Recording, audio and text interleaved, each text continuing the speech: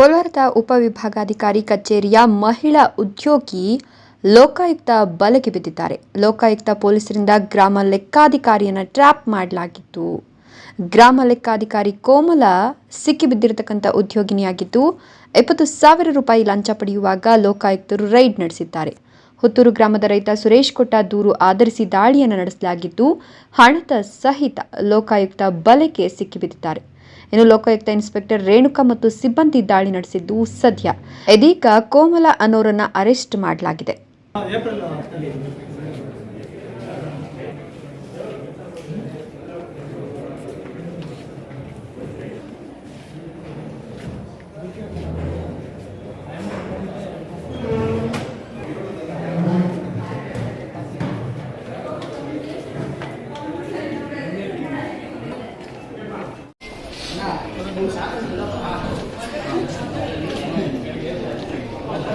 अमर मरा